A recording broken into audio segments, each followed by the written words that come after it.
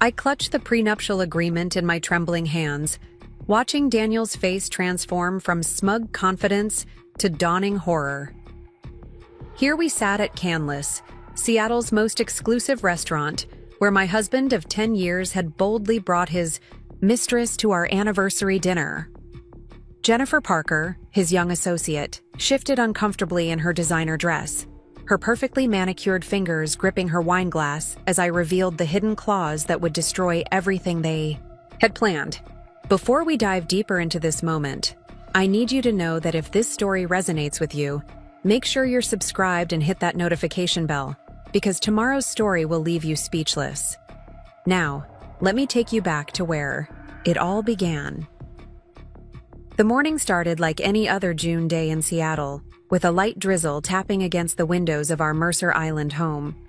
I stood in my walk-in closet, carefully selecting my outfit for what I thought would be an intimate anniversary celebration. The navy silk dress I chose had been Daniel's favorite, back when he still noticed such things. 10 years of marriage, and I'd spent weeks planning this evening, even though something felt off about Dan's insistence on changing our usual anniversary tradition. Instead of our cherished spot on Bainbridge Island, he'd made reservations at Canlis, claiming he wanted this year to be special. I should have known then, just as I should have noticed how his late nights at Foster & Hayes had multiplied since Jennifer Parker joined the firm 9 months ago. But I was too busy growing my real estate development company, too trusting of the man who'd sworn to love me forever in front of 300 guests at our waterfront wedding. The signs had been there, subtle at first, like whispers you try to ignore. Dan changed his phone's password, angled his screen away during text messages, and suddenly developed an interest in early morning rowing on Lake Washington, the same lake where Jennifer coincidentally practiced yoga every morning. My best friend Olivia had tried to warn me, in her gentle way, during our weekly coffee meetings at her Capitol Hill cafe. "Becca," she'd say, stirring her latte with concerned eyes, "don't you think it's strange how Dan always mentions Jennifer in his work stories?" But I'd dismissed her concerns, believing in the solid foundation of our marriage, our shared dreams, the life we'd built together. After all, I was Rebecca Mitchell, one of Seattle's most successful real estate developers. Women like me didn't get betrayed. Until we did. Susan Carter, Dan's former executive assistant who'd retired 6 months ago, sent me an email last week that shattered my carefully constructed reality. "I couldn't leave without telling you," she wrote. "Check the Montana LLC registrations. Look for Evergreen Vista Holdings." That single tip led me down a rabbit hole of discovery, each revelation more devastating than the last. Working late into the night in my downtown office, overlooking the glittering lights of Puget Sound, I uncovered the truth. With Amy Zhang's forensic expertise, we traced a complex web of hidden assets and secret property purchases. Dan and Jennifer had been planning their future together, using my own industry connections to build their escape route. The irony wasn't lost on me. They'd used my real estate expertise against me, thinking I wouldn't notice the subtle manipulations of property records and offshore accounts. But they'd forgotten one crucial detail: the prenuptial agreement Dan had so confidently signed a decade ago, believing his law degree made him smarter than everyone else in the room. What he didn't know was that my mentor, Barbara Wilson, had insisted on a special clause, one buried deep in the legal jargon he'd skimmed over. "Always protect your future," Barbara had said, her wisdom born from 30 years in Seattle's cutthroat real estate market. Men like Dan, they think they're invincible until they're not. Now, as I sat across from them at our anniversary dinner, watching Dan's hand unconsciously drift toward Jennifer's, I thought about Barbara's words. The restaurant hummed with quiet conversation, the Seattle skyline twinkling beyond the floor-to-ceiling windows. Dan had chosen this public setting thinking it would prevent a scene, believing I would maintain appearances at all costs. "Happy anniversary, darling," he'd said earlier, kissing my cheek with practiced ease while Jennifer hovered nearby. Her presence explained away as a chance encounter with a colleague. The same colleague who wore the diamond bracelet I'd found receipt for in Dan's desk, dated just 2 weeks ago. If this story has touched your heart, make sure you're subscribed because tomorrow's upload will show you another side of betrayal and redemption you won't want to miss. Now let me tell you how I turned this anniversary dinner into a moment they'd never forget. The Seattle rain intensified as I pulled into the underground parking of my downtown office building, my thoughts drifting back to the life Dan and I had carefully constructed. From the outside, we embodied success, the power couple who'd met at a charity gala, fallen in love over discussions of property law and market trends, and built an enviable life in our lakefront Mercer Island estate. Our world revolved around charity boards, tennis club memberships, and weekend brunches with Seattle's elite. I'd established myself as a force in luxury real estate development, transforming forgotten properties into coveted addresses, while Dan's reputation at Foster & Hayes grew with each high-profile case. We hosted dinner parties where conversations flowed as smoothly as the expensive wine, and our guests unevenly complimented our perfect marriage. The first crack appeared during last winter's firm holiday party. I'd noticed how Jennifer Parker commanded attention in her red designer dress, fresh out of law school with ambition blazing in her eyes. She laughed at all of Dan's jokes, touched his arm when she spoke, and somehow knew intimate details about our home's wine cellar organization. At the time, I'd attributed her knowledge to professional thoroughness. After all, she was Dan's new associate, eager to impress. Looking back, I should have paid attention to how Susan Carter, Dan's executive assistant of 15 years, watched them that night. Her retirement announcement came unexpectedly 2 months later, though she'd previously talked about working several more years. "Sometimes it's better to leave while you can still choose how," she'd said cryptically during her farewell lunch. The foundation of our marriage had begun crumbling in subtle ways. Dan stopped joining me for our Sunday morning walks along the lake, claiming he needed to review case files. Our traditional date nights became increasingly sporadic, replaced by late meetings and client emergencies. He grew protective of his phone, installed a new password on his laptop, and began taking calls in our garden where conversations couldn't be overheard. My real estate intuition, honed through years of detecting hidden property issues, had started tingling. Small inconsistencies emerged like hairline cracks in a seemingly solid foundation. Expense reports from his firm showed dinner meetings at intimate restaurants I'd never heard him mention. A jewelry store clerk called our home to confirm delivery of a package I hadn't ordered. Dan's credit card statements revealed weekend charges in Portland when he'd claimed to be at conferences in Chicago. Olivia noticed the changes during our weekly coffee meetings at her Capitol Hill cafe. "You've lost weight," she observed one rainy morning, sliding a blueberry muffin across the table. And not in a good way. She was right.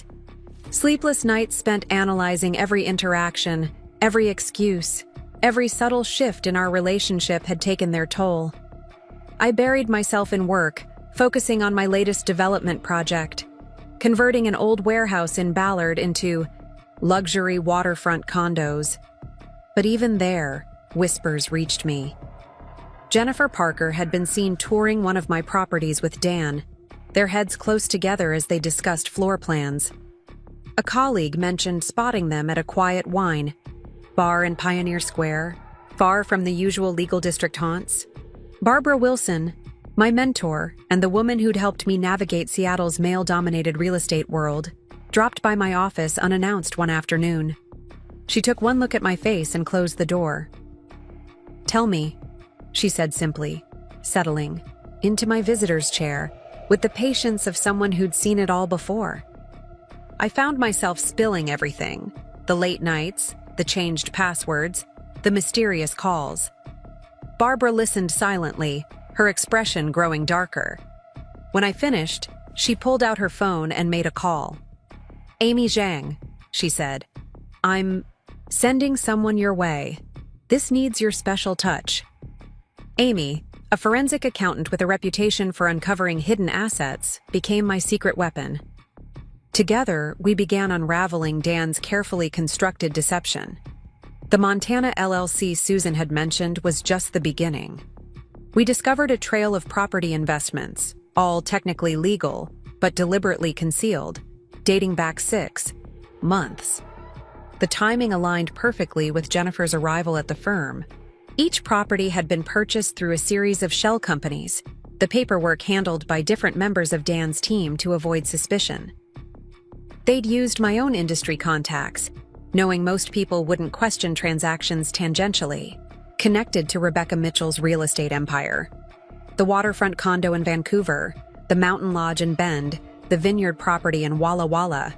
Each purchase revealed another layer of betrayal. Preparing and narrating this story took us a lot of time, so if you are enjoying it, subscribe to our channel. It means a lot to us. Now back to the story. They'd been building their escape route, planning their future, using my professional reputation as cover while they dismantled our marriage. One evening, as I sat in my office reviewing Amy's latest findings, Olivia brought dinner and devastating news. "They were at Altura last night," she said, naming one of Seattle's most romantic restaurants. "My sous chef's wife works there. Jennifer was wearing a ring, Becca. Not an engagement ring, but definitely a promise." I crossed to my office window, watching fairy lights drift across the darkened sound.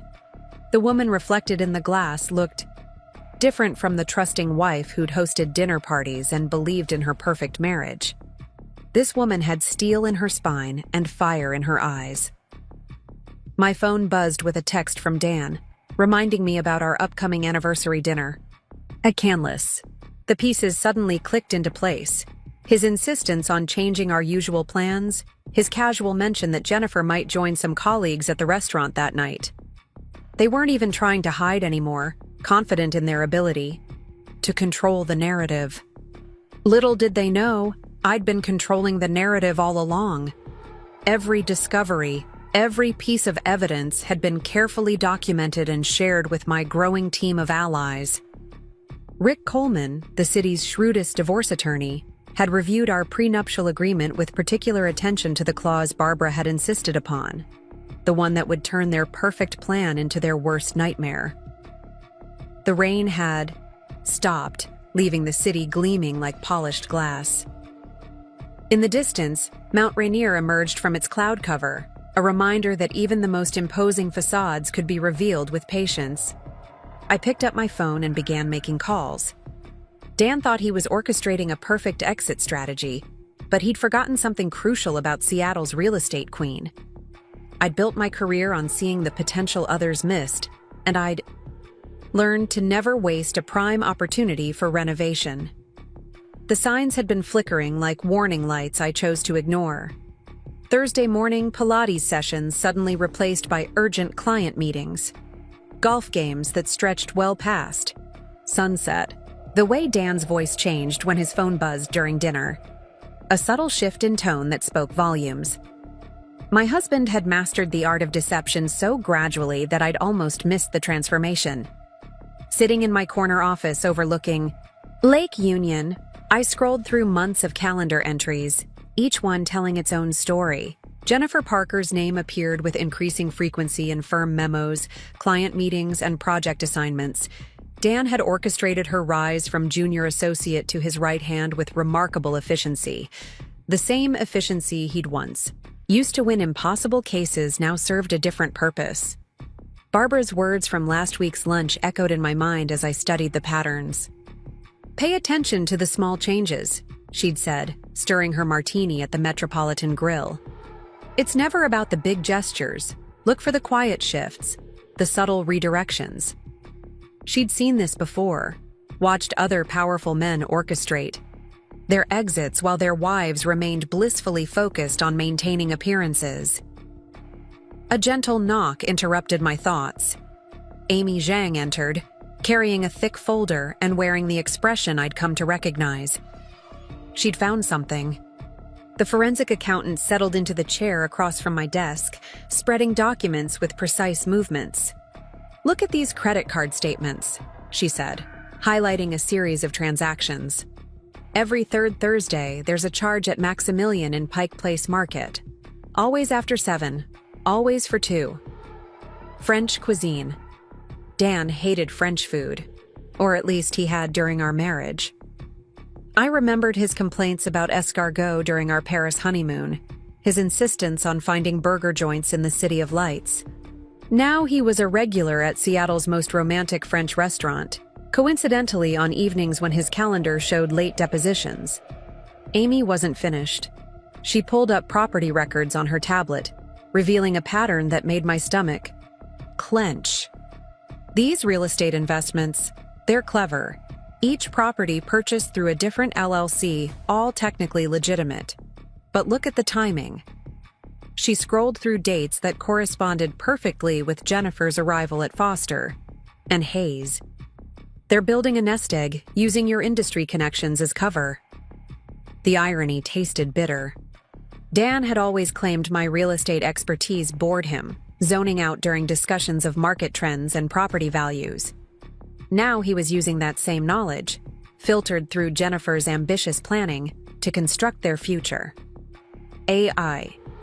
Future that apparently included a waterfront condo in Vancouver and a vineyard in Walla Walla. Properties purchased through shell companies with innocuous names. My phone buzzed. Olivia, texting about meeting for coffee. These daily check-ins had become my lifeline, moments of honesty in a world of careful pretense. I grabbed my coat, needing the escape of her Capitol Hill cafe, where exposed brick walls and the scent of freshly ground coffee promised temporary sanctuary. Olivia waited at our usual corner table, 2 steaming lattes and concern in her eyes. "You look exhausted," she said, pushing a plate of lavender shortbread toward me. "Have you been sleeping?" Sleep had become a luxury, replaced by late-night deep dives into financial records and property deeds. Each discovery added another crack to the facade of my marriage. "They're getting careless," I said, warming my hands around the ceramic mug. "Or confident. Last night they were at our Tusi, together.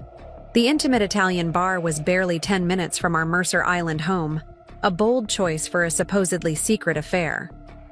Jennifer wore the bracelet, the one from the Tiffany receipt I found in Dan's desk." Olivia's expression hardened. As a business owner who'd built her coffee empire from a single cart, she understood the particular sting of betrayal masked as business acumen. "Have you told Rick everything?" she asked, referring to the divorce attorney Barbara had recommended. Rick Coleman's reputation for handling high-profile splits with surgical precision had made him the obvious choice. "Meeting him tomorrow," I replied, watching Seattle's perpetual drizzle paint patterns on the cafe windows. "Barbara's coming too. She wants to discuss the prenup clause." The clause Dan had dismissed as standard legal language, too focused on protecting his own assets to recognize the trap it represented. The rest of the afternoon passed in a blur of meetings and property tours. I maintained my normal schedule, reviewing plans for the Ballard waterfront development, meeting with contractors, and presenting to investors. Nobody would guess that beneath my professional exterior, I was orchestrating my own careful strategy. Susan Carter's warning email arrived during a site inspection. "Thought you should know," she wrote. "Jennifer's sister works for the title company handling the Vancouver property transfer. They're planning to close next week." The pieces clicked into place. The anniversary dinner at Canlis, the rushed property purchase, the increasing boldness of their public appearances. Back in my office, I called Rick. His response was immediate and decisive. "Don't confront them yet," he advised. "Let them think they're in control. We need to document everything. Every meeting, every transaction, every deviation from their normal patterns." He paused, then added, "And Rebecca? The prenup clause about hidden assets? It's ironclad. Barbara Wilson is a genius." That evening, as I drove home across the floating bridge, watching Seattle's skyline emerge from the mist, I thought about transformation. The city had reinvented itself countless times, growing from a rough port town into a gleaming tech hub. I'd witnessed dozens of properties undergo similar metamorphoses under my guidance, revealing their true potential beneath neglected exteriors. Now it was my turn. Dan thought he was crafting a perfect exit, using my business acumen against me. He'd forgotten that I'd built my career on seeing the potential others missed, on turning seemingly hopeless situations into opportunities. As I pulled into our circular driveway, I noticed his car was missing. Another late night at the office, another dinner with Jennifer, another thread in the tapestry of lies they'd woven. Inside our spotless kitchen, I found a note in his familiar handwriting. "Working late. Don't wait up." Next to it sat the Canlis reservation confirmation for our anniversary dinner, the date circled in his precise hand. 10 years of marriage would end where they'd begun, with careful planning and calculated risks. But this time, I would be the one controlling the outcome. I poured a glass of wine and walked out onto our lakefront terrace, watching lights twinkle across the water. Somewhere in the city, my husband and his mistress were planning their future, confident in their ability to orchestrate a clean break. They had no idea that every step they'd taken, every property they'd purchased, every secret meeting they'd held had only strengthened my position. The prenup clause wasn't just about hidden assets. It was about integrity, about consequences for betrayal masked as business strategy. Dan had built his legal career on attention to detail, on finding leverage in overlooked clauses. Now those same skills would prove his undoing. As I watched a seaplane land on Lake Washington, sending ripples across the still surface, I smiled. Sometimes the most powerful moves in any game are the ones your opponent never sees coming. The morning our world shattered started with perfect Seattle sunshine, a rare enough occurrence that I'd normally have appreciated the irony. My husband's latest property acquisition had closed, a fact I discovered not through him, but through Amy's meticulous monitoring of real estate transactions. The Vancouver waterfront condo now belonged to Evergreen Vista Holdings, the shell company he'd created with Jennifer's help. Standing in my home office, overlooking the pristine waters of Lake Washington, I held the documentation that would change everything. Bank transfers, property deeds, surveillance photos, and most importantly, the annotated prenuptial agreement Rick had prepared. Each page told its own story of calculated deception and careful planning. Not just mine, but theirs. The call from Susan Carter arrived just as I was reviewing the latest evidence. "Rebecca," her voice carried urgency I'd never heard before. "Jennifer just resigned from Foster and Hayes, effective immediately." My hands gripped the desk's edge as she continued. "They're planning to announce their relationship at your anniversary dinner. Make it seem like something that just happened, not the months-long affair it's been." The pieces clicked into place with devastating clarity. Dan's insistence on Canlis, his casual mention that some colleagues might be there, his recent transfer of substantial funds to offshore accounts. They weren't just planning to reveal their relationship. They were orchestrating what they thought would be a civilized, controlled dissolution of our marriage. I called Olivia immediately, needing her grounding presence. She arrived at my office within 30 minutes, carrying a bag from her cafe, and determination in her stride. "They won't know what hit them," she said, spreading out fresh croissants and coffee on my conference table. "You've built an empire from the ground up. Did they really think you wouldn't notice them trying to dismantle it?" Amy Jang joined us shortly after, her tablet filled with damning financial records. "The pattern is clear," she explained, pulling up transaction histories. "Every major purchase, every account transfer, corresponds with Jennifer's timeline at the firm. They've been planning this for at least 8 months." The evidence painted a picture of careful calculation. Dan and Jennifer had used my business connections, my industry reputation, even my own investment strategies to build their escape route. The Vancouver condo, purchased through a labyrinth of shell companies. The Walla Walla vineyard, its ownership obscured by clever legal footwork. Even the Montana property Susan had initially flagged, all pieces of their imagined future. Rick Coleman arrived last, his presence adding legal weight to our impromptu war council. The prenup clause is our ace, he confirmed, reviewing the documents spread across my conference table. When Barbara Wilson insisted on including it, she created the perfect trap for exactly this situation. The clause itself seemed innocuous at first glance, standard language about financial disclosure and hidden assets. But Barbara, with decades of experience watching powerful men orchestrate their exits, had crafted something more nuanced. Any attempt to conceal assets, any property purchase through deceptive means, wouldn't just be subject to division, it would be forfeited entirely. They've done everything exactly wrong, Rick continued, highlighting key passages. Using shell companies, hiding transactions, manipulating business connections, it all triggers the clause. Every property, every account they thought they were cleverly concealing becomes yours. Outside my office windows, Seattle's skyline shimmered in the unusual sunlight. I thought about transformation, about how the city had reinvented itself countless times. From logging town to aerospace hub to tech center, each change bringing new opportunities for those who could see them. A text from Dan lit up my phone. Looking forward to our anniversary dinner. I have news to share. The audacity of it, the careful casualness of his tone, made something shift inside me. This man, who'd stood beside me as I built my company, who'd witnessed my transformation from ambitious realtor to successful developer, thought he could outmaneuver me using my own expertise. Olivia's hand covered mine, offering silent support. She'd been there from the beginning, watching me navigate Seattle's competitive real estate market, celebrating each success, consoling every setback. "What's the plan?" she asked, her voice steady and sure. Rick laid out the strategy with practiced precision. We would let them make their move at Canlis, let them think they were controlling the narrative.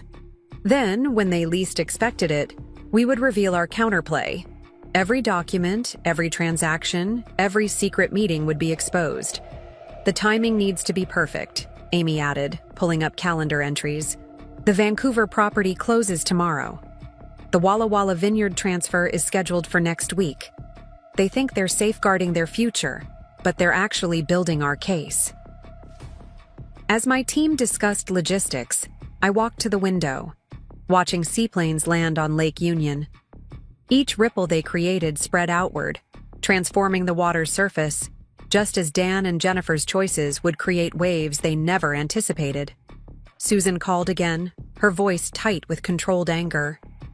Jennifer's clearing out her office. She told her assistant she's taking a position with a firm in Vancouver. Of course. The waterfront condo suddenly made more sense. They'd planned every detail, crafted every escape route, convinced they were too clever to be caught. The rest of the day passed in careful preparation. Rick finalized the legal documents while Amy compiled financial records. Olivia coordinated with her network of Seattle's service industry insiders, ensuring we knew every restaurant, every meeting spot, every careful interaction Dan and Jennifer had tried to hide. By evening, as Seattle's perpetual gray returned, the plan was set. I drove home across the floating bridge, watching the city lights emerge like stars falling into the Sound. Our Mercer Island house, once a symbol of shared success, now felt like a stage set for the final act of a play I knew was ending. Dan's car sat in the circular driveway, unusual for this time of day. Inside, I found him in his home office, phone pressed to his ear, speaking in the low, intimate tone I now recognized wasn't meant for client calls. He ended the conversation abruptly when he saw me, offering a practiced smile that never reached his eyes. "Early night?" I asked, maintaining the performance we'd both perfected. "Just finishing some paperwork," he replied, shuffling documents into his briefcase. "The Anderson case is wrapping up." Another lie. The Anderson case had concluded weeks ago, a fact Susan had confirmed. I watched him move through our home with careful casualness, this man I'd loved for a decade, wondering if I'd ever really known him at all. "Tomorrow night at Canlis," He thought he would be writing the end of our story. He had no idea I'd already drafted a very different conclusion. In our bedroom, I laid out my outfit for tomorrow. Not the navy dress he'd expected, but a white power suit that made me feel invincible. On my nightstand, next to our wedding photo, sat the folder containing everything we'd discovered. Every lie, every secret meeting, every hidden transaction documented with devastating precision. Dan slept soundly beside me, confident in his carefully constructed plan. He had no idea that across the city my team was in motion. Amy monitoring financial transactions, Rick preparing legal documents, Olivia's network tracking every movement. Tomorrow night, when he thought he was orchestrating a perfect exit, he would discover just how thoroughly he'd been outmaneuvered. I watched Seattle's lights twinkle across the lake, thinking about endings and beginnings. Dan and Jennifer thought they were writing the final chapter of my story. They had no idea they were actually writing their own. I gathered my allies in the private meeting room of Olivia's Capitol Hill Cafe, the scent of freshly roasted coffee mingling with the weight of anticipation. Amy Jang spread financial documents across the reclaimed wood table, while Rick Coleman reviewed legal strategies on his tablet. Barbara Wilson, elegant as ever in her tailored suit, watched the scene unfold with the quiet confidence of someone who'd orchestrated similar victories before. The timing has to be precise, Rick emphasized, highlighting key sections of the Prenup clause. Dan thinks he's protected by standard confidentiality agreements and corporate veils. He has no idea how thoroughly we've documented everything. The morning light filtered through the cafe's industrial windows, casting long shadows across our evidence. Bank statements, property records, surveillance photos, each piece telling its own story of betrayal. Susan Carter arrived next, carrying a thick manila envelope. Jennifer's resignation letter, she explained, laying out more documents. And copies of every email, every calendar entry, every client meeting they thought they'd hidden. Her meticulous record-keeping, born from years of managing Dan's office, had provided the foundation for our case. Olivia moved around the table, refreshing coffee cups and adding fresh pastries that no one touched. The gravity of what we were about to do weighted heavily in the room. This wasn't just about exposing an affair. It was about dismantling a carefully constructed deception that had used my own business acumen against me. The Vancouver property transfer completed this morning, Amy reported, pulling up real-time banking alerts. They routed the funds through 3 different shells before landing in Evergreen Vista Holdings. Textbook attempt at concealment. She highlighted transaction dates that perfectly aligned with Jennifer's tenure at Foster & Hayes. Barbara leaned forward, her expression both satisfied and stern. They've triggered every aspect of the clause, she noted, tapping the prenup document. Hidden assets, deceptive property transfers, unauthorized use of business connections. It's all there. When this hits, they'll lose everything they thought they were cleverly concealing. A text from my private investigator lit up my phone. Photos of Dan and Jennifer entering a jewelry store in Pioneer Square. Through the window, I could see her trying on what looked suspiciously like an engagement ring. The audacity of it, planning their future while systematically dismantling.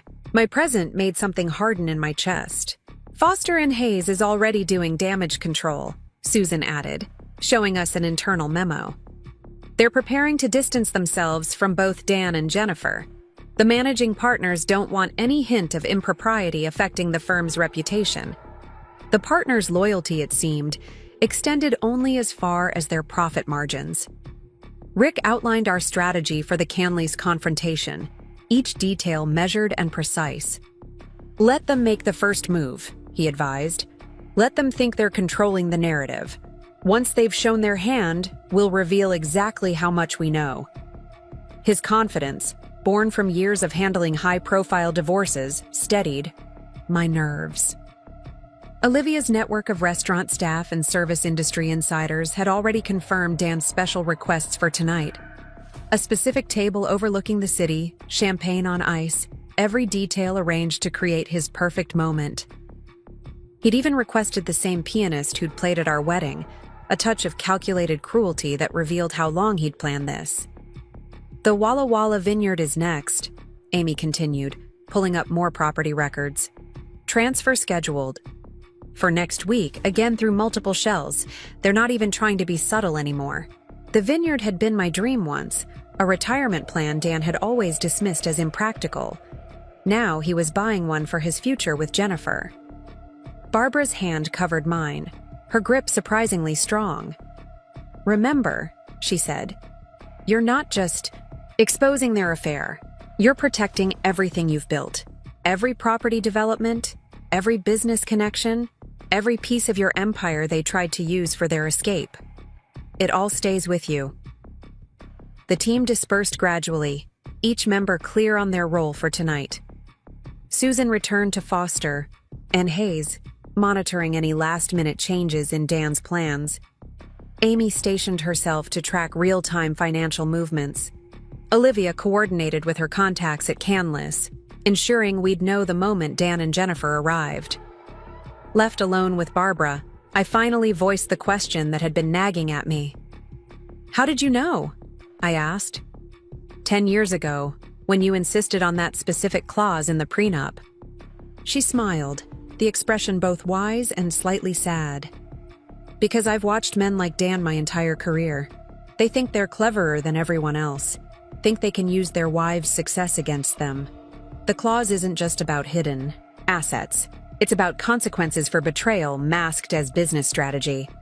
The afternoon passed in careful preparation. I met with clients, reviewed property plans, maintained the normal rhythm of my day while my team moved pieces into position. A text from Dan confirmed he'd leave the office early to prepare for our special evening. Another, from my investigator, showed Jennifer entering an upscale salon, emerging hours later looking perfectly polished for her role in tonight's performance. In my downtown office, I changed into the white power suit I'd chosen for the occasion, its clean lines and precise tailoring feeling like armor. The prenup clause and supporting documents waited in a sleek leather portfolio, each page telling its own story of deception and discovery. Seattle's early evening light painted the city in shades of gold and rose, the Space Needle standing sentinel over the unfolding drama. From my window, I could see Canlis perched on its hillside, waiting for tonight's performance. Dan thought. He was directing a simple scene. A civilized dinner where he'd reveal his relationship with Jennifer, suggest an amicable divorce, present himself as the reasonable party. He had no idea he was actually walking into the final act of a very different play, one where every property he'd hidden, every account he'd concealed, every business connection he'd manipulated would be exposed with devastating precision. The prenup clause wasn't just about financial penalties. It was about justice served with the same calculated efficiency he'd used to betray me. My phone buzzed with final confirmations from the team. Everything was in place. In a few hours, Dan and Jennifer would discover exactly how thoroughly they'd been outmaneuvered. But first, I had one last call to make. Seated at my desk, watching, fairies crossed the sound like pieces moving across a game board. I dialed a familiar number. "Mrs. Mitchell," my banker answered, "everything is prepared exactly as you requested. The accounts will be frozen the moment you give the signal." 1.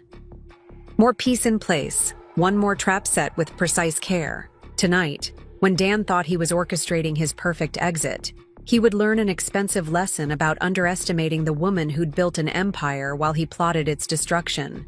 The golden hour cast long shadows across my office as Amy Zhang methodically laid out the evidence we'd gathered. Bank statements fanned across my desk like playing cards, each one revealing another layer of Dan's carefully orchestrated deception. Property deeds, offshore account records, and surveillance photos created a damning mosaic of betrayal. "Look, at this pattern," Amy said, highlighting a series of transactions. "Every major property purchase coincides with Jennifer's business trips. Vancouver, Walla Walla, Montana. all acquired through different shell companies but following the same template. Her fingers traced the money trail through its labyrinth of concealment. My phone lit up with a message from Susan Carter. She'd discovered a hidden email account Dan used exclusively for communicating with Jennifer, filled with property discussions and future plans disguised as legal correspondence. The latest exchange detailed renovations for the Vancouver condo, discussing paint colors and furniture choices while pretending to review client contracts. Olivia arrived with fresh coffee and determination blazing in her eyes. My contact. At the jewelry store called, she said, settling into the leather chair across from my desk. Dan picked up something this afternoon. Custom piece, specially designed. The engagement ring he'd planned to give Jennifer after our marriage ended, no doubt. Rick Coleman joined us via video call, his office backdrop lined with law books. The financial concealment triggers every penalty clause in the prenup, he explained, scrolling through digital documents. Not just the obvious assets, but the professional implications as well. Using your business connections, leveraging your industry reputation. It all falls under breach of fiduciary duty. The investigation had revealed a scheme more elaborate than we'd initially suspected. Dan hadn't just hidden assets. He'd systematically used my professional network to build his escape route. Real estate agents who trusted my name, property, developers who valued our past dealings, financial advisors who respected my business acumen, all unknowingly drawn into his web of deception. Barbara's voice carried through my speakerphone, sharp with contained anger. The vineyard purchase is particularly egregious, she noted, using Rebecca's previous dealings with the seller to negotiate preferential terms, all while concealing the true ownership through multiple shell companies. The Walla Walla property had been my dream once, casually dismissed by Dan as impractical. Now he was buying one for Jennifer. My private investigator's latest report arrived via encrypted email. Photos showed Dan and Jennifer touring high-end furniture stores in downtown Seattle, their casual intimacy obvious even in surveillance shots. They'd grown bolder, less careful about being seen together, confident in their ability to control the narrative. Foster and Hayes is already preparing damage control, Susan reported during our afternoon update. Internal memos discussing partnership restructuring, client reassignment plans. They know something's coming. The firm's managing partners had always prided themselves on avoiding scandal. Dan's carefully constructed facade was about to shatter their reputation for discretion. Amy pulled up real-time banking alerts on her tablet. The latest transfer just cleared, she announced. Another $2 million moved through the Cayman Islands account, eventually landing in Evergreen Vista Holdings. Money that would have funded our retirement, now diverted to finance their new life together. The evidence mounted with each passing hour. Credit card statements revealed intimate dinners at secluded restaurants. Hotel receipts documented weekend getaways disguised as business conferences. Property records exposed a trail of acquisitions, each one carefully concealed behind layers of corporate bureaucracy. Rick's legal strategy took shape like an architectural blueprint, each element precisely placed. We'll start with the prenup violation, he outlined, then move to professional misconduct, unauthorized use of business relationships, and breach of fiduciary duty. The penalty clauses cascade, each one triggering additional consequences. Barbara had crafted those clauses with careful foresight, understanding how men like Dan operated. They always think they're too clever to get caught, she'd said when insisting on their inclusion. Give them enough rope, and they'll hang themselves with their own sophistication. Olivia's network of informants provided constant updates. Jennifer spending hours at an upscale salon, emerging camera-ready for tonight's performance. Dan visiting his personal tailor, ensuring his appearance matched the gravity of his planned announcement. Every detail of their preparation revealed the theatrical nature of their intended revelation. The Seattle afternoon faded into evening, city lights beginning to twinkle like stars fallen to earth. From my office window, I watched ferries cross Elliott Bay, their steady progress a reminder that even the most turbulent waters eventually calm. A text from Dan confirmed our dinner reservation, his message carefully casual, betraying nothing of his planned devastation.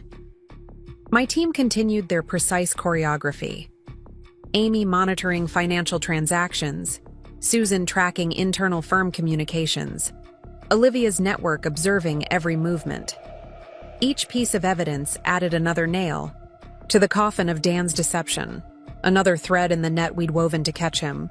The white power suit hung ready in my office closet, its clean lines a stark contrast to the chaos of documents spread across my desk. In my safe, the prenup agreement waited like a loaded weapon, its innocent-looking pages concealing a trap Dan had never bothered to fully understand. Seattle's perpetual gray had lifted, leaving the city bathed in unusual clarity. From my vantage point, I could see Canlis perched on its hillside, waiting for tonight's performance.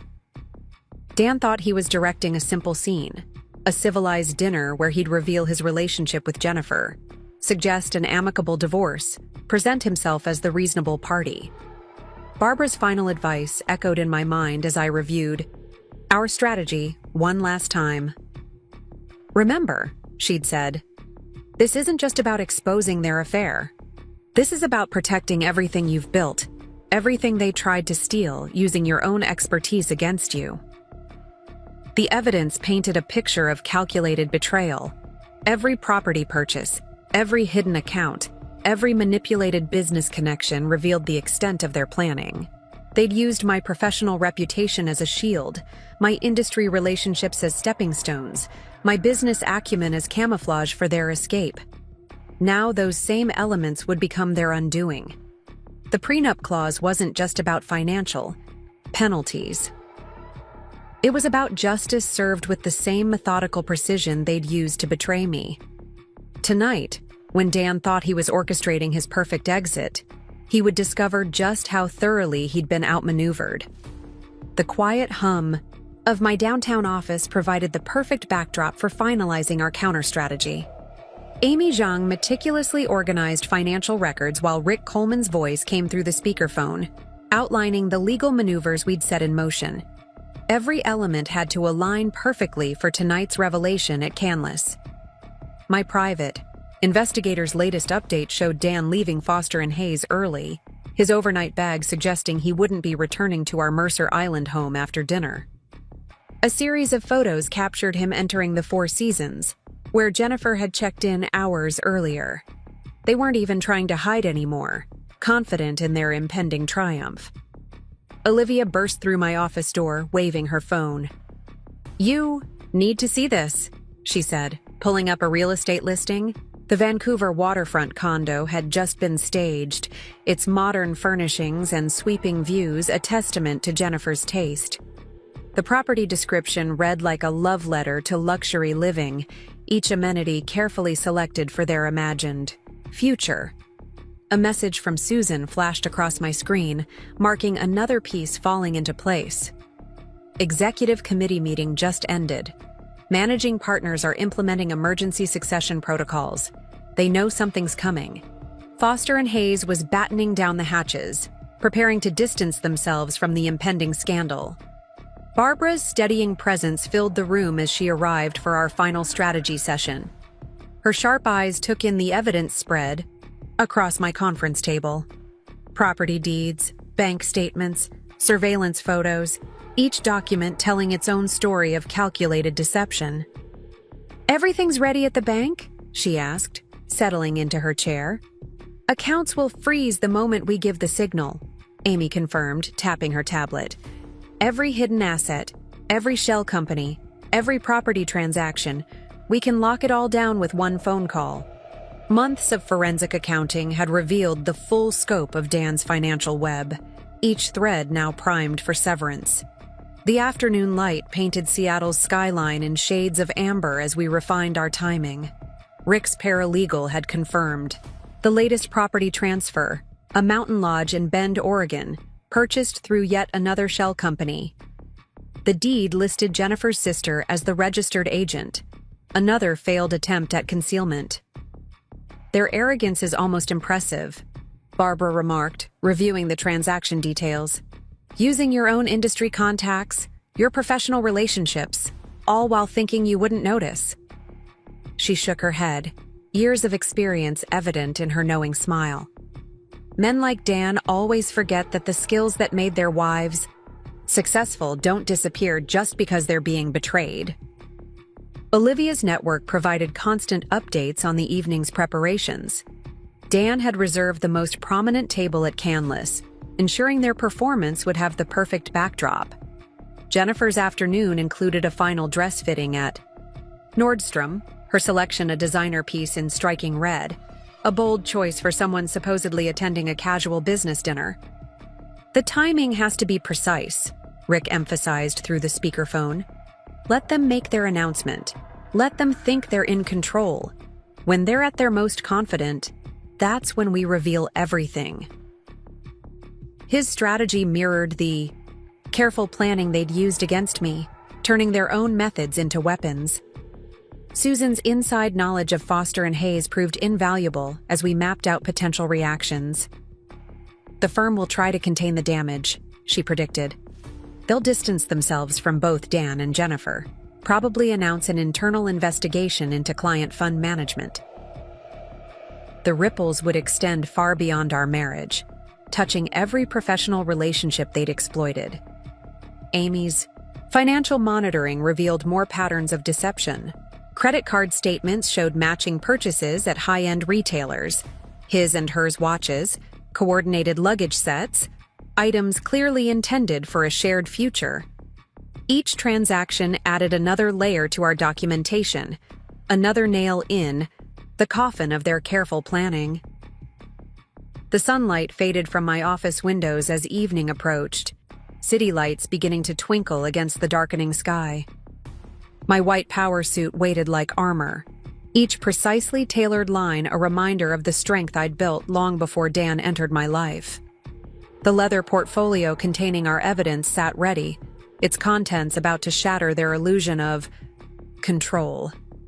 A text from Dan arrived, confirming he'd meet me at Canlis. No mention of Jennifer, no hint of their planned revelation. His message carried the same casual tone he'd perfected over months of deception, each word now reading like a masterclass in manipulation. Barbara stood beside me at the window, her reflection overlaying the city view. "You've built something remarkable," she said quietly. "Not just your business empire, but this response to their betrayal. You've turned their own strategy against them with a precision they never anticipated." The final pieces of our plan locked into place as the team dispersed to their positions.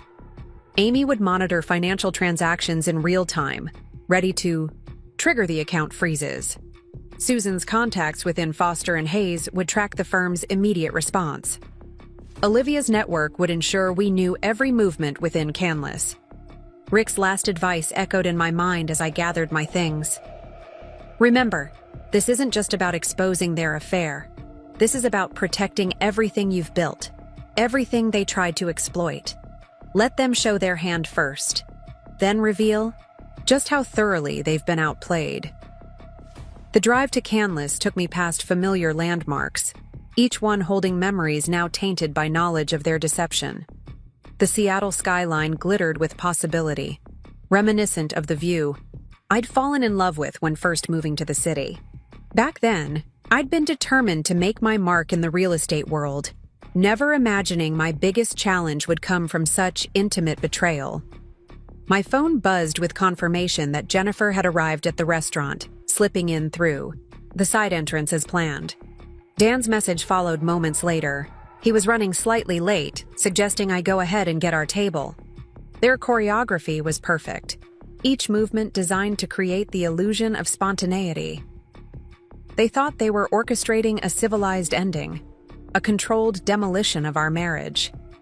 Instead, they'd walked into a trap of their own making, every deceptive choice now transformed into evidence against them. Tonight, when they thought they were writing the final chapter of our story, they would discover just how thoroughly they'd underestimated the woman they'd tried to deceive.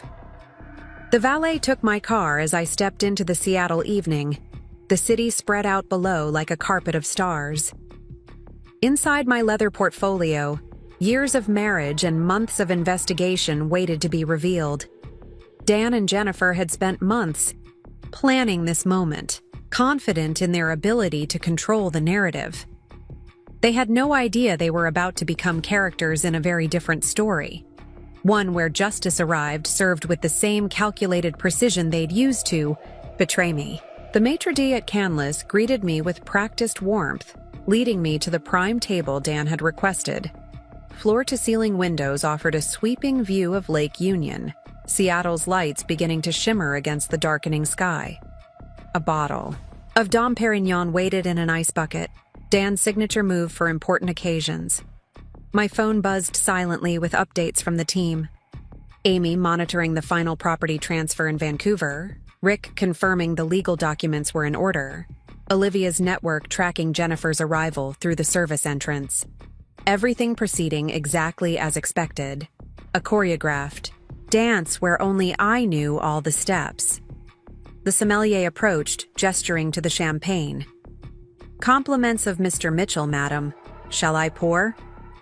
I declined with a smile, knowing Dan would want to make a show of opening it himself. A small detail, but one that revealed so much about his need to control every aspect of this evening's performance. Through the restaurant's subtle reflections, I caught glimpses of Jennifer seated at the bar. Her red dress commanded attention, diamond bracelet catching the light with each practiced movement. She sipped white wine, checking her phone regularly, waiting for Dan's signal to join us. The perfect mistress playing her role in their carefully scripted scene. Susan's text confirmed Dan had left Foster and Hayes, his corner office already being quietly packed up by trusted staff. The managing partners weren't taking any chances, preparing to distance themselves from the impending scandal, their damage control as methodical as Dan's betrayal. The dining room hummed with quiet conversation, Seattle's elite enjoying another evening of fine dining and spectacular views. Many faces I recognized: tech executives, real estate developers, legal powerhouses, all potential witnesses to tonight's performance, though none knew the true drama about to unfold. My leather portfolio sat beside me, containing every document, needed to shatter their illusion of control. Property records, bank statements, surveillance photos, each piece of evidence carefully curated to reveal the extent of their deception. The prenup clause waited like a loaded gun, its implications about to explode their carefully constructed plans. Dan arrived precisely on schedule, his tailored suit and confident stride projecting the image he'd perfected over years of courtroom victories. He kissed my cheek, the gesture as hollow as his smile, before taking his seat with the perfect view of both the city and the bar where Jennifer waited. "Stunning evening," he remarked, nodding to the sommelier to open the champagne. "Almost as beautiful as the night I proposed." The calculated reminder of our history made his planned betrayal even more pointed. He'd chosen this restaurant, this view, this moment with surgical precision. The champagne cork popped, the sound sharp against the muted restaurant ambiance. Dan raised his glass in a toast, his expression carefully neutral. "To 10 years," he said, the words carrying weight he thought only he understood. I sipped slowly, watching him check his phone with practiced casualness. Right on cue, Jennifer appeared to, coincidentally, notice us. Her surprise perfectly feigned, her approach to our table a masterclass in calculated spontaneity. "Oh, what a lovely surprise," she exclaimed, her designer dress rustling softly. "I'm here meeting clients, but they seem to be running late." Dan played his part flawlessly, rising to greet her with professional courtesy. "Jennifer, what a coincidence! Please, join us while you wait." His hand brushed her lower back as he pulled out a chair, the gesture intimate yet subtle enough to seem innocent to casual observers. The trio of crystal glasses caught the candlelight, As Dan poured champagne for Jennifer, his movements deliberate and smooth. They exchanged glances filled with secret meaning, confident in their ability to control this moment. The city lights sparkled beyond the windows, unaware of the drama unfolding against their backdrop. Amy's update flashed across my phone screen. The Vancouver property transfer complete, funds moved through their network of shell companies. Jennifer's sister had signed the final documents just hours ago, another failed attempt at concealment. Everything proceeding exactly as they'd planned, yet entirely differently than they imagined.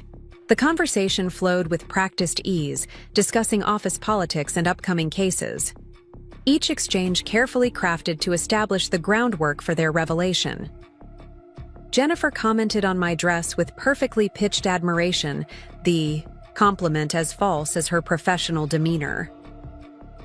Dan ordered another bottle of champagne, setting the stage for his performance. His confidence grew with each passing moment, every gesture and word orchestrated to create the perfect prelude to his announcement. The weight of the prenup clause in my portfolio grew heavier, waiting for its moment.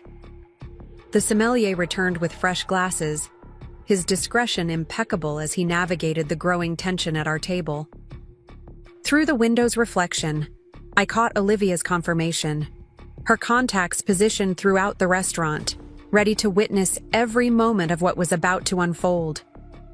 Seattle's lights danced across the lake as Dan cleared his throat, reaching for Jennifer's hand with practiced timing. The moment they'd planned for months was approaching, each movement choreographed to present their relationship as something new and unexpected, rather than the calculated betrayal it was. Rick's final message confirmed everything was in place. One word from me would freeze every account, lock down every property, shatter every escape route they'd so carefully constructed. The trap was set, baited with their own arrogance and sealed with their deception. The dining room's soft murmur provided the perfect backdrop for their planned revelation. Other diners caught in the periphery of their performance, unwitting extras in the scene they thought they were directing. Dan's fingers intertwined with Jennifer's, their confidence absolute in their ability to control the narrative. My phone silently collected updates from the team. Amy tracking real-time financial movements, Susan monitoring Foster and Hayes' emergency protocols, Olivia's network documenting every interaction, each piece of their plan about to become evidence of their undoing. The city spread out below us, like a chessboard, positions set for the final move. They thought they were the players, controlling every piece with masterful precision. They had no idea they were actually the pieces, moved into position by forces they never saw coming. Dan raised his glass one final time, his expression shifting to what he believed was sincere regret.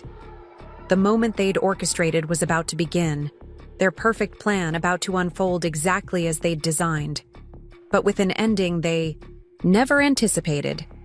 Tonight's performance would indeed be unforgettable, just not in the way they planned. Dan cleared his throat, setting down his champagne glass with deliberate care. The candlelight caught the gleam in his eyes as he reached for Jennifer's hand, their fingers intertwining with practiced intimacy. "Rebecca," he began, his lawyer's voice perfectly modulated for maximum impact, "there's something we need to discuss." Through the restaurant's elegant atmosphere, I watched their performance unfold. Jennifer's expression shifted to calculated concern, her red dress catching the light as she leaned forward slightly. The diamond bracelet, his recent gift, sparkled at her wrist, a beacon of their betrayal.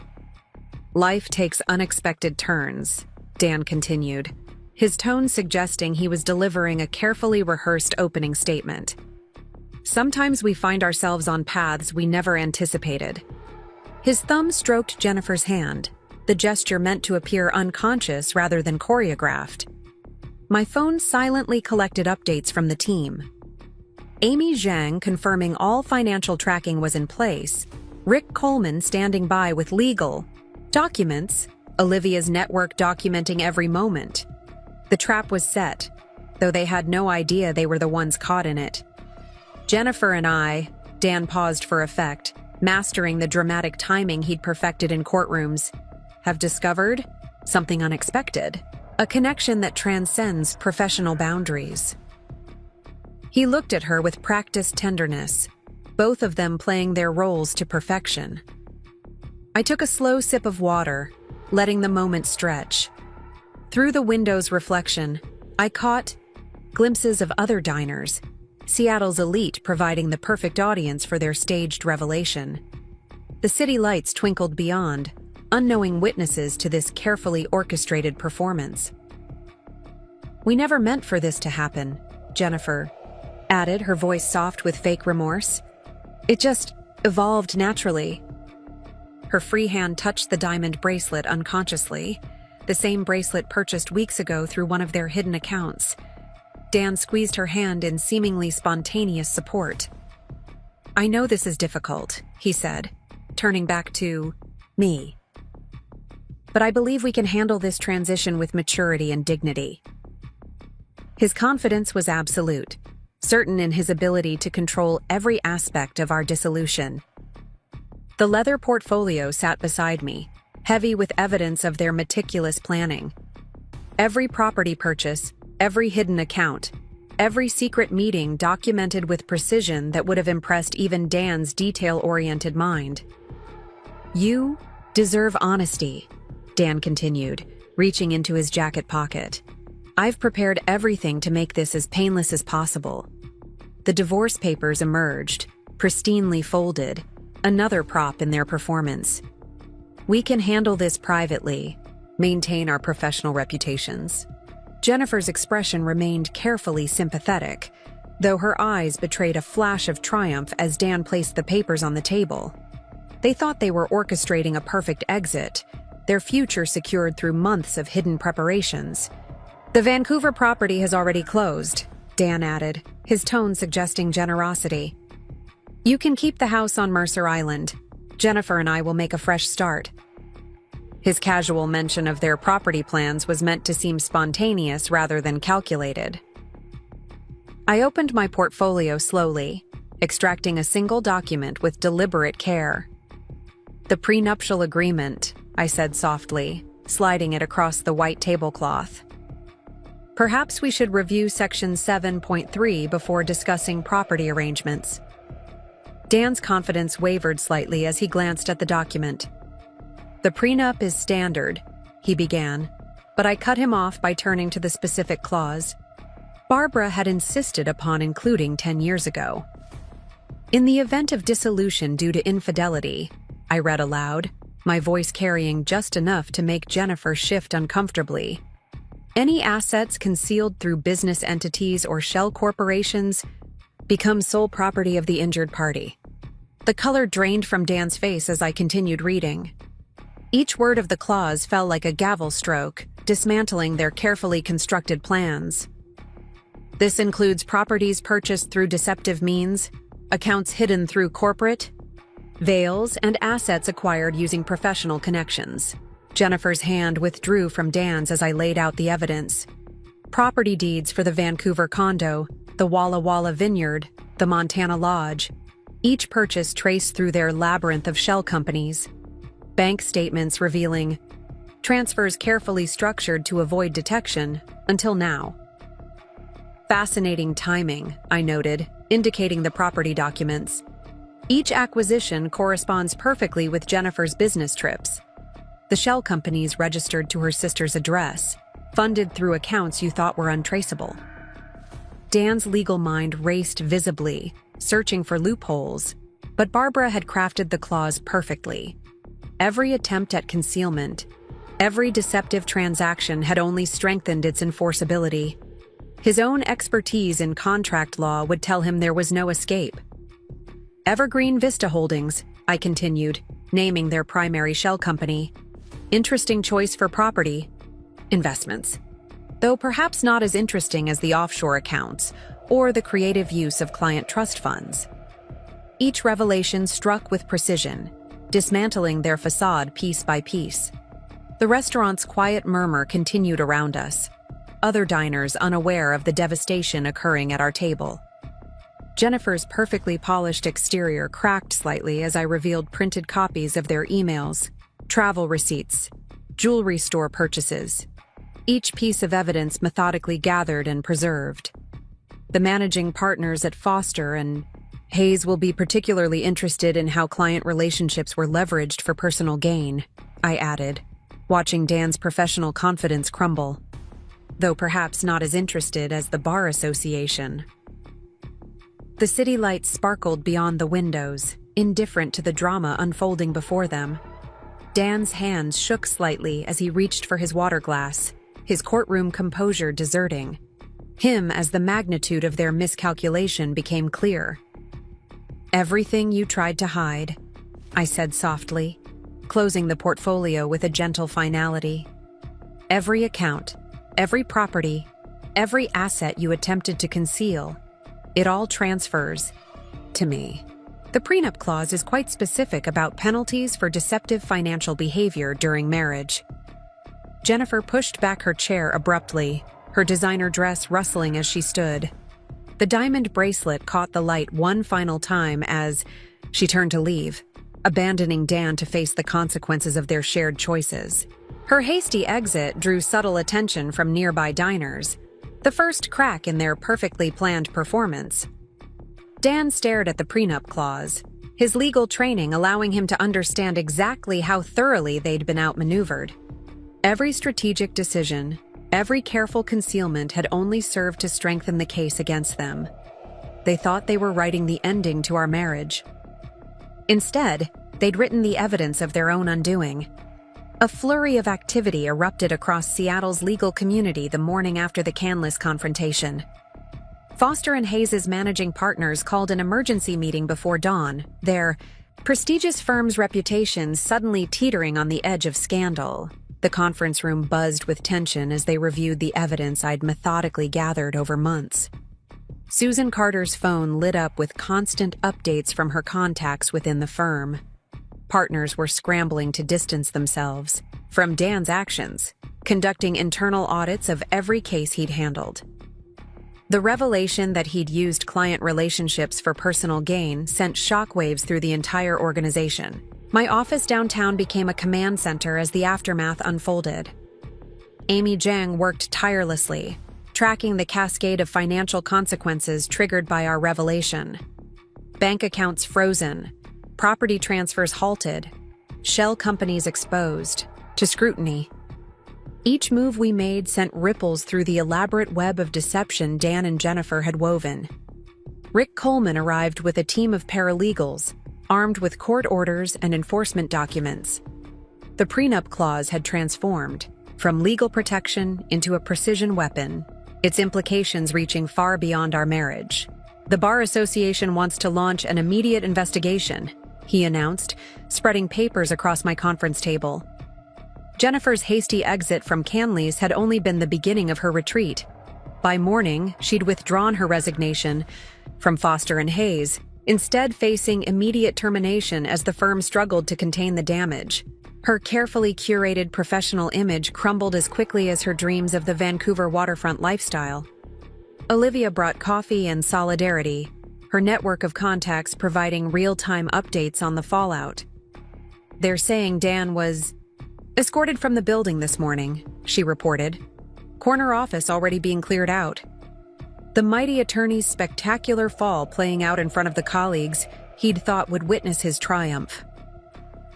Barbara Wilson arrived mid-morning, her expression satisfied as she reviewed the unfolding events. "The clause worked exactly as designed," she noted, accepting a coffee from Olivia. "Men like Dan always think they're too clever to get caught. They forget that the same skills that attracted them to their wives become their undoing." The Mercer. Island House stood empty, Dan having retreated to a downtown hotel rather than face the consequences of his actions directly. Moving trucks arrived under Amy's supervision, securing valuable assets before anything could mysteriously disappear. Each piece of art, each antique, each item purchased during our marriage carefully inventoried and documented. My phone buzzed, constantly with messages from Seattle's elite social circle. The same people who'd been dining at Canlis, witnessing the dramatic dissolution of Dan's careful facade, now reached out with mixed motivations of support and curiosity. Every call, every text carried undertones of scandal and speculation. The real estate community reacted with swift precision. Deals involving Dan's shell companies frozen, property transfers suspended, escrow accounts placed under microscopic scrutiny. The very industry connections he'd tried to exploit now worked against him, professionals closing ranks to protect their reputations. Susan forwarded an internal memo from Foster & Hayes outlining the firm's crisis response. Client notifications, file reviews, PR strategy, all designed to contain the damage Dan's actions had caused. His prestigious corner office already reassigned, his name removed from the website, his cases redistributed among remaining partners. Jennifer's sister called in tears, begging for leniency regarding her role in the property transfers. The Vancouver condo's ownership documents revealed her complicity in their deception, her signature on legal papers, now evidence of conspiracy rather than sisterly support. Each person they'd drawn into their scheme faced their own consequences. Amy's financial tracking revealed the extent of their miscalculation. Every attempt at concealment only strengthened our case, she explained, highlighting transaction records. Each shell company, each hidden account created a clear pattern of deceptive intent. The very sophistication of their planning had become evidence against them. Rick coordinated with the Bar Association's investigators, providing documented proof of how Dan had leveraged client relationships for personal gain. The ethical violations alone would end his career, he noted grimly. The financial misconduct just adds another layer of consequences. Olivia's cafe became a sanctuary as the media storm grew. Reporters gathered outside my office, hoping to catch glimpses of the unfolding scandal. Seattle's business community buzzed with speculation about how such a prominent attorney could fall so spectacularly from grace. Barbara supervised the legal team as they processed mountains of documentation. Property records, bank statements, corporate filings, each piece adding to the overwhelming evidence of systematic deception.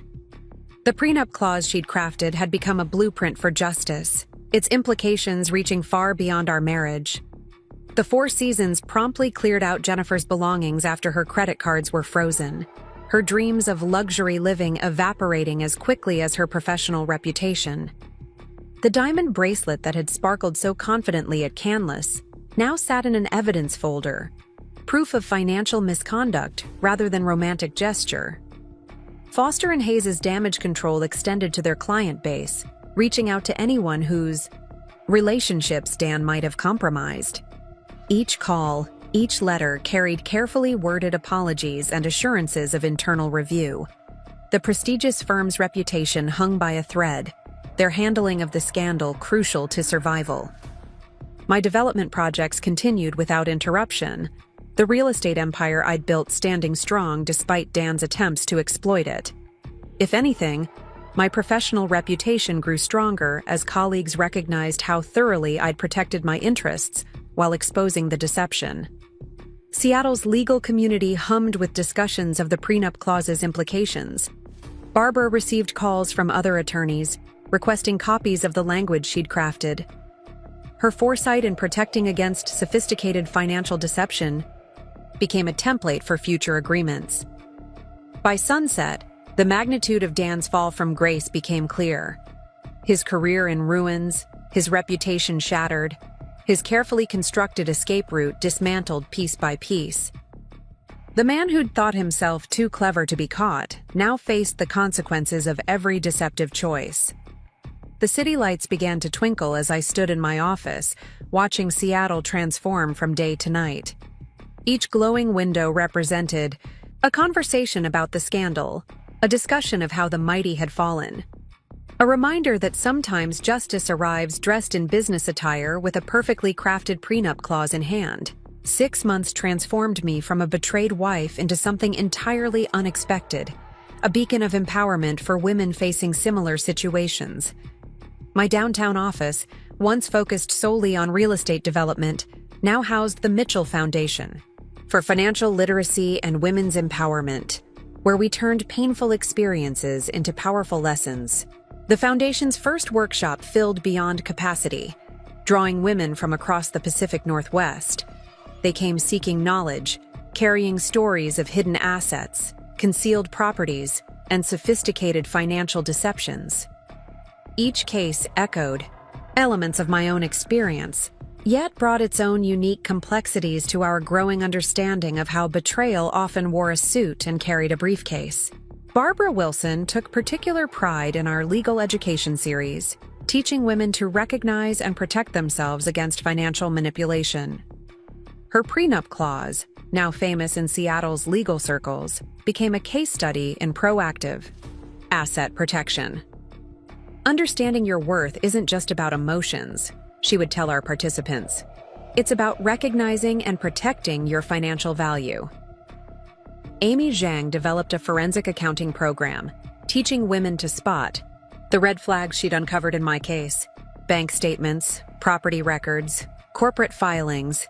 Each document became a potential key to unlocking hidden truths. Her expertise transformed complex financial concepts into accessible tools for protection and empowerment. Olivia expanded her role beyond emotional support, using her business acumen to help women build financial independence. Her cafe network, once crucial to uncovering Dan's deception, evolved into a support system for women navigating similar challenges. "Success is the best revenge," became her mantra, watching participants grow from victims to victors. The Foundation's impact rippled through Seattle's professional community. Law firms revised their partnership agreements, accounting practices, strengthened their oversight procedures, and real estate agencies implemented stricter disclosure requirements. Each change sparked by the recognition that sophisticated betrayal required equally sophisticated prevention. Susan Carter's experience as Dan's former assistant proved invaluable in developing corporate accountability programs. She understood how office dynamics could mask misconduct, how professional relationships could become covers for deception. Her insights helped create workplace guidelines that protected both employees and organizations. Rick Coleman's legal team provided pro bono support, ensuring women had access to quality legal representation regardless of their financial situation. The prenup clause that had protected my assets became a template for others. Its language, adapted to address various forms of financial concealment. My own transformation surprised me most. Speaking engagements filled my calendar, sharing platforms with business leaders and women's advocates. Each presentation helped another woman recognize her power, understand her rights, protect her interests. The pain of betrayal evolved into purpose, each lesson learned becoming a stepping stone for others. The Mercer Island house sold quickly, its proceeds funding scholarships for women seeking financial education. I moved to a downtown penthouse, its views of Puget Sound reminding me daily of how perspective could change everything. The same city that had witnessed my husband's betrayal now watched my evolution into someone stronger. Jennifer's attempted comeback in Vancouver's legal community faltered as news of her role in the scandal spread across the border. Her sister's involvement in property transfers led to professional consequences of her own, their carefully constructed escape route, becoming a cautionary tale in our workshop discussions. Foster and Hayes underwent its own transformation, implementing stringent ethical guidelines and partnership oversight. The firm's managing partners, eager to distance themselves from scandal, became unexpected allies in promoting corporate accountability. Their experience served as a case study in how organizations could protect themselves against internal misconduct. Dan's legal career ended not with the bang he'd planned, but with a whimper of disciplinary proceedings and license suspension. The sophisticated attorney who'd thought himself untouchable faced the consequences of every calculated decision, every hidden transaction, every manipulated relationship. The Foundation's reach extended beyond Seattle, drawing inquiries from women's organizations across the country. Our curriculum, born from personal experience and professional expertise, offered practical tools for identifying and addressing financial deception. Each success story added another layer to our understanding of how empowerment could rise from betrayal. Barbara's mentorship evolved into a formal program, pairing experienced professionals with women navigating complex transitions. Her insight that knowledge provided the best protection against exploitation became a cornerstone of our educational approach. The women she guided learned not just to survive betrayal, but to emerge stronger. Amy's financial literacy programs expanded to include digital tracking tools, helping women monitor and protect their assets in an increasingly complex financial landscape. Her methodical approach to uncovering hidden transactions became a blueprint for others seeking truth behind sophisticated deceptions. Olivia's network of professional women grew stronger, creating opportunities and connections that extended far beyond their original purpose. Her cafe hosted regular gatherings where stories of transformation inspired others to recognize and act on warning signs in their own relationships. The Mitchell Foundation's first anniversary approached with a waiting list for workshops and a growing library of resources. Each woman who walked through our doors carried her own story of discovery. Each success added another chapter to our collective understanding of resilience. Seattle's business community recognized the Foundation's impact with increasing support. Corporate sponsorships funded expanded programs, professional partnerships provided expertise and resources, and success stories inspired others to examine their own relationships with clear eyes. My real estate development company continued to thrive, each project a reminder that professional success could coexist with personal growth. The same skills that had helped me uncover Dan's deception now served to build something meaningful from its ashes. The city changed through my new perspective, each familiar landmark holding different meaning. The Canley's dining room, where everything unraveled, became a symbol of transformation, its spectacular views now representing possibility rather than pain. Seattle's sophisticated betrayal had created an unexpected opportunity for widespread empowerment. Evening light painted the Foundation's offices in shades of possibility as another successful workshop concluded. Women left carrying more than just knowledge. They took with them the understanding that sophisticated deception could be met with equally sophisticated defense, that betrayal's aftermath could become a blueprint for helping others. Looking out over the city that had witnessed both my devastation and rebirth, I realized that Dan's betrayal had given me something unexpected, a purpose larger than myself, a way to transform personal pain into public empowerment.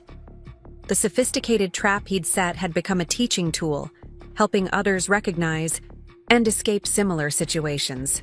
2 years transformed my life in ways I never imagined. The Mitchell Foundation for Financial Literacy and Women's Empowerment had grown from a response to betrayal into a nationally recognized organization. Our downtown Seattle headquarters, occupying an entire floor of a gleaming high-rise, hummed with purpose and possibility. Today's workshop carried special significance. Our 1,000th graduate would receive her certification in financial self-protection. The room filled with women from all walks of life, each carrying stories that echoed elements of my own journey. Barbara Wilson stood at the podium, her elegant presence commanding attention as she shared the evolution of the Prenup clause that had changed everything. Our legal education program had expanded beyond Seattle, reaching women across the country through virtual platforms and local partnerships. Rick Coleman's team now trained other attorneys in recognizing and preventing sophisticated financial deception. The ripple effects of one carefully crafted clause had created waves of change throughout the legal profession. Amy Zhang's forensic accounting workshops became mandatory training for financial institutions across the Pacific Northwest. Her methodical approach to uncovering hidden transactions helped countless women recognize and document deceptive patterns in their own relationships. Each discovery strengthened our understanding of how betrayal often hid behind complex financial structures. Olivia's support network evolved into a nationwide movement. Her cafe's success allowing her to create safe spaces for women in cities across America. The combination of professional networking and personal support provided a model for how communities could help women navigate challenging transitions. The foundation's impact reached beyond individual cases. Corporate policies changed, professional organizations implemented stricter oversight, and financial institutions developed new protocols for identifying suspicious patterns. Each improvement sparked by the recognition that sophisticated betrayal required equally sophisticated prevention. Susan Carter's insights into office dynamics led to groundbreaking research on workplace relationships and professional boundaries. Her experience as Dan's former assistant provided valuable perspective on how power dynamics could mask misconduct. The resulting guidelines helped organizations protect themselves and their employees. My own journey continued to evolve. Speaking engagements took me across the country, sharing platforms with business leaders and women's advocates. Each presentation helped another woman recognize her strength, understand her rights, protect her interests. The pain of betrayal had transformed into purpose, each lesson learned becoming a stepping stone for others. The real estate empire I'd built thrived under new direction, each project now including spaces dedicated to women's professional development. The same business acumen that had helped me uncover Dan's deception now served to create opportunities for others facing similar challenges. Jennifer's attempt to rebuild her legal career in Toronto faltered as our foundation's influence spread internationally. Her role in the scandal became a case study in professional ethics programs, her carefully planned escape route serving as a warning to others about the consequences of sophisticated deception. Foster and Hayes emerged from the scandal with revolutionary partnership agreements and oversight procedures. The firm's experience sparked industry-wide changes in how legal practices monitored and prevented financial misconduct. Their story became a powerful example of how organizations could transform crisis into positive change. Dan's fall from grace concluded with permanent disbarment, his sophisticated attempts at financial concealment becoming cautionary tales in law school ethics classes. The prestigious attorney who thought himself untouchable now served as a warning about the consequences of betrayal masked as business strategy. Barbara's mentorship program expanded nationally, creating a network of experienced professionals, guiding women through complex transitions. Her insight that knowledge provided the best protection against exploitation became the foundation's guiding principle. Each success story added another layer to our understanding of empowerment.